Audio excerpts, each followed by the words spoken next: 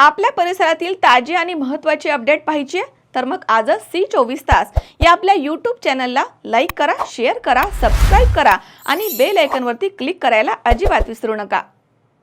बलात्काराच्या गंभीर गुन्ह्यामधील आरोपी अशोक खरात उर्फ स्वयंघोषित कॅप्टन याला Nashik crime branch unit number 1 ने अटक केली आहे। सरकारवाडा पोलीस ठाण्यामध्ये 35 वर्षीय महिलेच्या तक्रारीवरून गुन्हा दाखल करण्यात आलाय।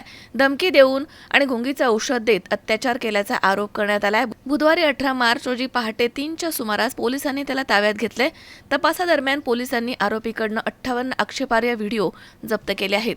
त्यांची सखोल चौकशी आणि तपास सुरू आहे।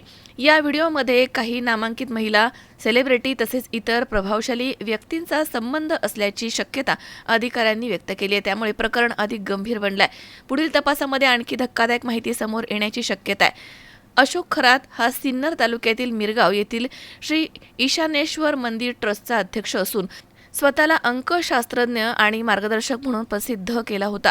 मर्चंट नेव्हीमधील सेवानिवृत्त अधिकारी असलेल्या खरातकडे अनेक राजकीय नेते, उद्योजक आणि सेलिब्रिटी जात असल्याची माहिती आहे। या प्रकरणाची सखोल चौकशी व्हावी अशी मागणी अंधश्रद्धा निर्मूलन समितीने केली आहे। क्राईम ब्रांच युनिट नंबर 1 पुढील तपास करत आहे। की तक्रार होती आणि काय आपण कारवाई केली?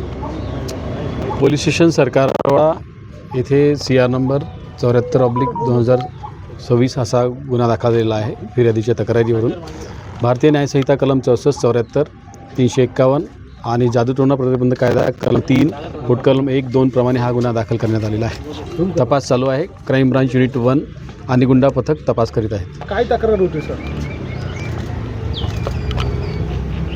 फिर्यादीच्या तक्रारीवरून FIR दाखल करण्यात आलेली आहे। काय तक्रार होती? घटना काय घडली? आपण काय गुन्हा दाखल केला? ती महिलेच्या तक्रारीवरून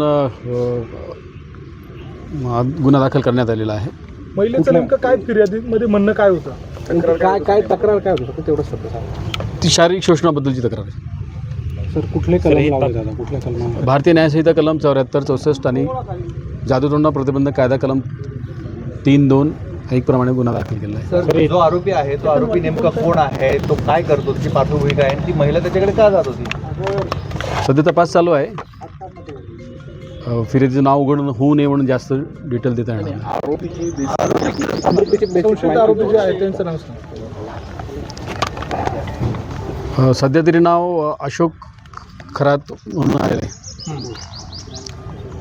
किती महिलांच्या तक्रारी आहेत? सध्या एकच तक्रार आहे।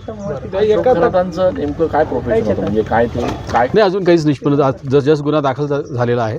अजून तपास चालू केलेला तर ते ज्योतिषी होते, भविष्य सांगतात, अंकशास्त्राचा अभ्यास आहे अशी माहिती मिळते आहे। महिलांचं शोषण करत होते अशी चर्चा आहे। नेमकं आपल्याकडे काय तक्रार आलेली होती आणि आपण काय पुढे तपास करतो?